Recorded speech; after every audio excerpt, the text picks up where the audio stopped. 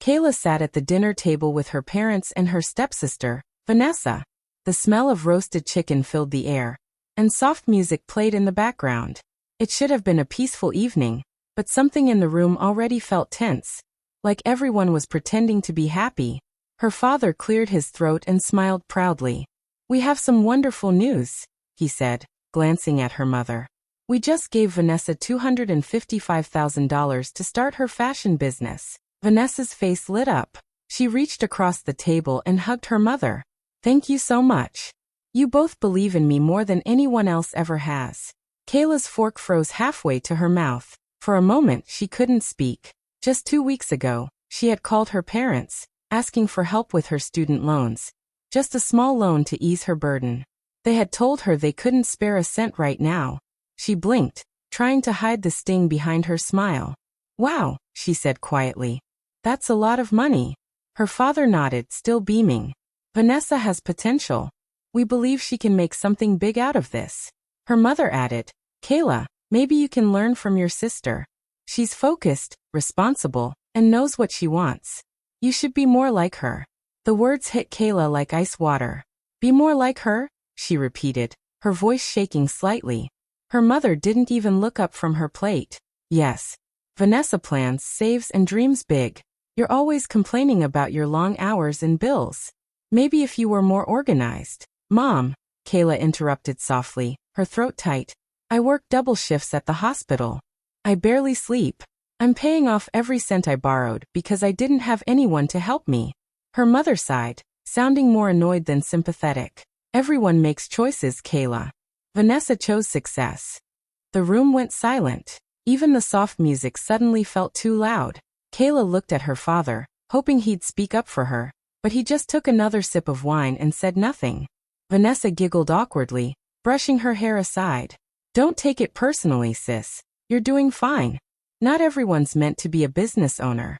Kayla stared at her, her perfect hair, perfect smile, perfect life that was always handed to her, and felt something inside her crack. She laughed suddenly, but it wasn't from joy. It was the kind of laugh that came right before tears. "Right," she said, her voice trembling. "Not everyone gets $250,000 to make their dreams come true." Her mother frowned. "Kayla, there's no need to be dramatic." That was it. Kayla stood up, her chair scraping against the floor. Her eyes burned, but she refused to cry in front of them. "Enjoy your dinner," she said quietly. "And enjoy your new business, Vanessa." Her mother called after her, but Kayla didn't turn back. She grabbed her coat, walked out the front door, and into the cool night air. Her hands were shaking as she whispered to herself, voice breaking between sobs. "That's the last time they'll ever see me." Her mother remarried when Kayla was 11 years old. At first, she was happy about it. She thought having a stepfather and a new sister meant having a real family again. But things changed quickly after the wedding. Her new father, Mr. Hayes, was kind to her at first, but it didn't last. Soon, all of his attention turned to his own daughter, Vanessa, who was just 7 at the time. Vanessa was cheerful and charming, the kind of child everyone adored. Kayla often heard people say, "Vanessa's going to be a star one day." No one said that about her. Her mother, too, seemed softer with Vanessa, patient, gentle, loving. But with Kayla, she was strict and cold. "You're old enough to know better," she would say whenever Kayla made a mistake. Kayla became the reminder of the past, the child from her mother's first marriage, the one that didn't work out. She could feel it every day in the way her mother sighed when looking at her, or how her stepfather avoided talking about her father.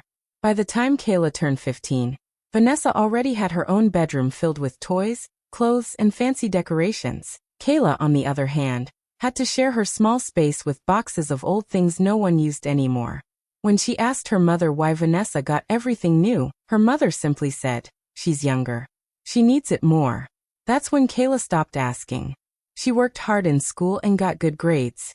She believed that if she worked hard enough, maybe her mother would finally be proud of her. But that day never came. When she entered college, things became even clearer. Her mother and stepfather paid all of Vanessa's private school fees, and even bought her a car when she turned 18. But Kayla had to take out student loans and work part-time jobs to survive. She worked late shifts at a small diner, studying during breaks and sleeping only a few hours a night. Sometimes she would look at photos of Vanessa on social media, smiling at fancy parties, traveling to new places, and feel invisible. Her mother rarely called, and when she did, it was usually to ask how Vanessa was doing. "She's applying for fashion school," her mother would say proudly. "She has such a bright future. You should see her designs." Kayla would force a smile even though they couldn't see her. "That's great, Mom," she'd say, pretending not to feel the sting in her chest. Years passed, and Kayla finally became a nurse. She had a stable job, a tiny apartment, and a quiet life. It wasn't perfect, but it was hers. Every day, she helped strangers heal. Even when she was tired and lonely, she had learned to depend on no one but herself. But even now, her parents still treated her like she wasn't enough. During phone calls, they would compare her to Vanessa. "Vanessa's doing so well," her mother would say. "She's so ambitious, always thinking big. You should learn from her." Kayla would smile tightly, holding her phone a little farther away so her mother wouldn't hear her heavy breathing. "I'm happy for her, Mom," she'd reply, though her heart felt like it was breaking all over again. At night, after long shifts at the hospital, Kayla would come home to her small apartment. She'd heat leftovers in the microwave, sit on her couch, and scroll through social media. Vanessa's posts were everywhere: her new clothes, her parties, her perfect life. Their mother often commented under those photos with hearts and words like, "So proud of you, my darling girl." Kayla couldn't remember the last time her mother had said she was proud of her. One night, after another long day at work, Kayla's phone buzzed. She looked at the screen and saw a message from Vanessa. "Hey sis, face blowing kiss, just wanted to thank Mom and Dad again for believing in me. You'll get there too someday." Kayla read it twice. Her chest tightened, her eyes burning with anger and pain. She felt like the world was laughing at her effort, her struggle, her loneliness. Without thinking, she threw the phone against the wall. It hit hard, the screen cracking instantly. The sound echoed through her empty apartment. Kayla sat on the floor, breathing heavily, staring at the broken phone. She wasn't sure what hurt more: the phone, the words, or the truth that she had always known deep down. She would never be enough for them. 2 weeks later, Kayla's hospital shifts were cut. The management said they were reducing staff hours to save costs. At first, she tried to stay calm, telling herself it was temporary. But by the end of the month, she realized she couldn't even cover her rent.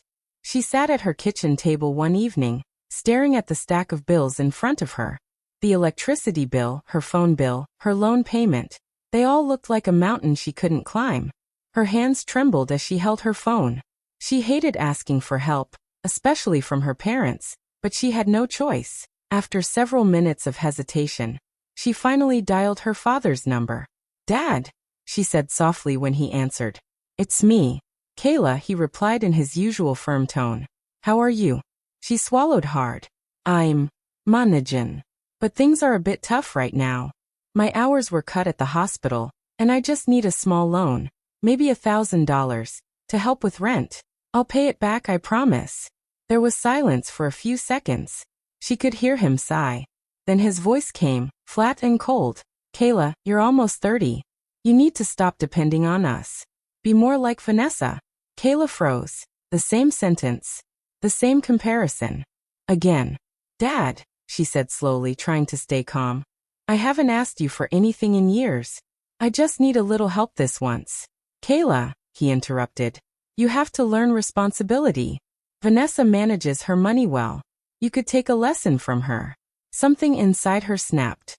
"Responsibility," she said, her voice shaking. "Do you even hear yourself? I've worked every single day since I was 16. I paid my own tuition, my own bills, and now I'm helping strangers for 12 hours a day while you tell me to be more like her." Her father stayed quiet. She could hear her mother's voice faintly in the background, saying, "Just hang up, she's overreacting." Kayla's eyes filled with tears. "You know what?" she said quietly. "Forget it. I don't need your money. I don't need your help. And I don't need your approval." "Kayla, don't." Her father started, but she cut him off.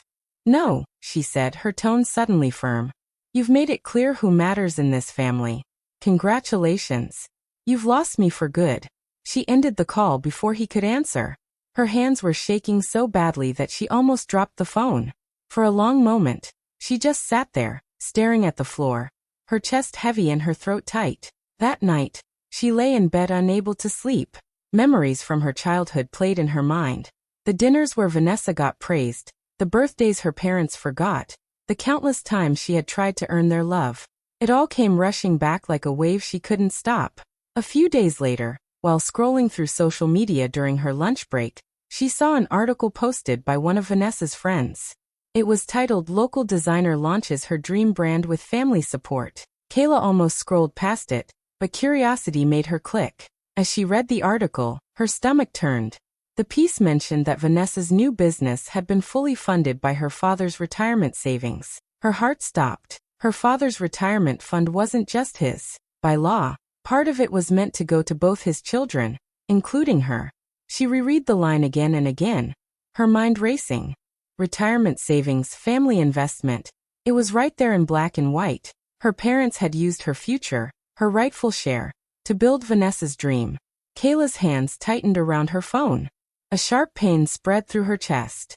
It wasn't just about the money anymore. It was about everything. The lies, the favoritism, the years of being treated like she didn't belong. Tears rolled down her face as she whispered to herself, they really chose her. Again. In that moment, something inside her changed. The quiet, patient Kayla who had always tried to earn their love was gone. What remained was a woman who finally saw the truth, and who was ready to stand up for herself, no matter the cost. Kayla visits her parents' home for closure. It's been weeks since she discovered the truth about the retirement money. Her hands tremble as she drives down the familiar street, the same one she used to ride her bike on as a child. The closer she gets to the house, the tighter her chest feels. When she steps inside, her parents are already sitting in the living room. Vanessa is there too, looking comfortable, legs crossed, her phone in her hand. Her stepmother forces a smile. Kayla, you look tired. Are you eating well? Kayla doesn't answer that. She sits down slowly, her voice calm but strained. I came here to talk. I know about the money. The business. Dad's retirement savings. Her father shifts uncomfortably in his chair. Her stepmother looks annoyed. Vanessa looks up from her phone for the first time, her eyebrows raised. Kayla, her stepmother says, it's just money. Why are you making it such a big deal? Just money. Kayla repeats softly, almost in disbelief. That money wasn't all yours to give. It was supposed to be shared. Her father sighs, rubbing his forehead. Vanessa's more likely to make something of it. You have a job, Kayla. You're doing fine. Fine. Kayla's voice cracks. You think working day and night to survive is fine? You think never getting help, never being treated like I matter is fine? Her stepmother crosses her arms. You've always been dramatic. We did what was best for the family. Kayla stands, unable to stay still any longer. Her hands are shaking now. No, you did what was best for her, she says, pointing toward Vanessa. You've always done what was best for her. Vanessa laughs quietly, rolling her eyes. Oh please, don't make this about childhood jealousy. You've always been so bitter, Kayla. That word, bitter, hits her harder than she expected. She looks at Vanessa, then at her parents. Do you even hear yourselves? She says, tears filling her eyes. I've spent my whole life trying to make you proud. I worked so hard, hoping one day you'd finally see me. But you never did. Not once. Her father frowns. Kayla, that's not true. It is true, she shouts suddenly, her voice echoing in the room. When Vanessa failed a class, you paid for private tutors. When I got into nursing school, you said nothing. When she got a car, I was taking the bus to work. When I asked for help, you said I should be responsible. But when she wants to chase a dream, you empty your retirement savings for her. Her stepmother stands up now, her tone sharp. You're overreacting. You're too emotional, just like your father's first wife. Kayla's heart sinks at that. It's the first time in years anyone in this house has mentioned her mother. She realizes then that her stepmother never saw her as a daughter, only as a shadow of the woman her father once loved. Do you even hear yourself? Kayla says quietly. You've hated me from the start, and I kept pretending it didn't hurt. Her father rises slowly, trying to calm her. Kayla, please. No, she interrupts. Don't tell me to calm down. I have spent my entire life being quiet, being the good one, hoping things would change. But I'm done pretending. Vanessa leans back on the couch, smirking. You're really making a scene over this? You should be happy for me. Kayla's eyes fill with tears. Happy for you? You took everything I ever worked for, every bit of respect I ever wanted, and you turned it into your success story. The room falls silent. No one speaks. The air feels heavy and cold. Finally, Kayla takes a deep breath and says, "You know what? Keep it. Keep the money. Keep your perfect family. I'm done trying to belong here." Without waiting for an answer, she turns and walks toward the door. Her father calls her name, but she doesn't stop. Outside, the cool air hits her face. She gets into her car, her heart pounding, her tears falling freely. She drives away, not looking back once. Later that night, while scrolling through social media, she sees Vanessa's new post. It's a photo of Vanessa and their parents, smiling at the dinner table, the same one from earlier that day. The caption reads, "Some people cut family off when they can't handle seeing others win. Stay blessed, red heart." Kayla stares at the screen in disbelief. The comments below are filled with people praising Vanessa for her maturity and success. Some even write things like, "Haters always show up when you start winning." Her chest tightens as she reads. The humiliation feels like a knife twisting deeper with every comment. She deletes her social media accounts that night. She blocks her parents' numbers, changes her phone, and even moves to a new apartment across town. But even as she tries to start over, the pain stays. It sits in her chest like a weight she can't lift. Every night, she lies awake, wondering how her own family could make her feel so unwanted, so unseen. She tells herself she's done with them, but deep down, she knows the wound hasn't healed. Not yet. She can't move on until she finds justice or peace. Months later, Kayla learns that her father has fallen seriously ill. She hears the news through a mutual friend from church. At first, she doesn't believe it. She hasn't spoken to her family in months. But when she checks online, she sees a post from Vanessa asking people to pray for Dad. As she scrolls through the comments, another detail catches her attention. People are whispering that Vanessa's fashion business has failed. The money is gone, and the family is deep in debt. Kayla sits in silence, her heart racing. A part of her feels anger. Anger that after everything, they only reach out to her when they need something. But another part of her feels something else, a quiet sadness that she can't ignore. That evening, her phone rings. It's Vanessa. Kayla hesitates before answering, but curiosity wins. "Kayla," Vanessa says, her voice shaky. "Dad's really sick. He's in the hospital. The doctors said it's serious. Please, you have to come. You're the nurse. You should be helping him. He still loves you." Kayla closes her eyes. The words sting. She wants to hang up, but something inside her won't let her. "Where is he?" she asks quietly. The next day, she walks into the hospital where her father is admitted. The smell of disinfectant and the soft hum of machines remind her of her own workplace. But this time it feels different. Colder, heavier. When she enters his room, she stops in her tracks. Her father looks weak and pale, lying in bed with tubes in his arm. Her stepmother is sitting by his side, her eyes red from crying. Vanessa stands in the corner, looking helpless and lost. Her stepmother looks up, surprised. "Kayla, you came." Kayla nods slowly, her eyes fixed on her father. "How is he?" "The doctors say he has heart failure," Vanessa says softly. "He's been asking about you." Kayla takes a deep breath and walks closer. Her father opens his eyes weakly and gives her a faint smile. "Kayla," he whispers, "you came." She doesn't speak at first. She just stands there, trying to keep her emotions steady. "I didn't think you'd want to see me," she finally says. Her father's voice is weak. "I wasn't sure you would, but I hoped." There's a long silence. The only sound in the room is the steady beep of the heart monitor. After a moment, her father reaches out a trembling hand. "I owe you an apology," he says softly. "I made a mistake. I thought giving Vanessa the money would keep peace in the family. I didn't realize I was losing you instead." Kayla's throat tightens. For years, she had dreamed of hearing those words, some form of recognition, a sign that he finally understood. Now that the moment is here, it hurts more than she expected. "Why didn't you ever see me, Dad?" she asks quietly, tears welling in her eyes. "All I ever wanted was for you to be proud of me." He looks at her with tired eyes. "I was proud. I just never said it enough. I thought you were strong." I thought you didn't need me the way Vanessa did. Kayla wipes a tear from her cheek. I always needed you, she whispers. Her father squeezes her hand weakly. I know that now. I'm sorry, Kayla. For a long moment, they sit in silence. The years of pain, distance, and unspoken words hang heavy between them. Kayla feels the anger in her chest slowly melting away, replaced by something softer, a mix of sorrow and peace. She realizes that forgiving him doesn't mean forgetting what happened. It means freeing herself from the weight she's carried for so long. She nods slowly. I forgive you, Dad, she says quietly. Not because it's easy, but because I need to move on. A faint smile forms on his lips. Thank you, he whispers. Kayla stays by his side for hours, adjusting his pillow, checking his monitor, making sure he's comfortable. Vanessa and their mother watch silently, perhaps realizing for the first time the strength and compassion Kayla has always carried. The kind of love that doesn't ask for attention or reward.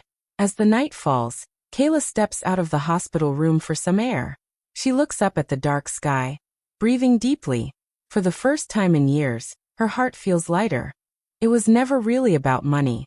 It was about love, the kind she had begged for all her life. And though her father's apology came late, it gave her what she needed most, closure.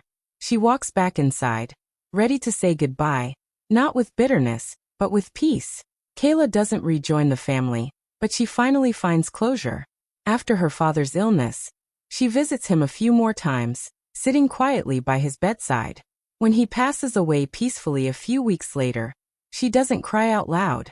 She just lets the tears flow silently, knowing that some part of her pain has finally been released. After the funeral, Kayla goes back to her apartment and looks around. Everything feels heavy, the furniture, the memories, even the air. She decides it's time for a change. She sells most of her old things. The couch she bought when she first moved in, the dishes she never liked, the faded curtains she once thought she couldn't afford to replace. She keeps only the essentials and a few things that truly mean something to her. Then she moves to a new city, somewhere quiet, peaceful, and far from all the memories that once hurt her. She rents a small apartment with large windows and sunlight that fills the room every morning. It feels like a new beginning.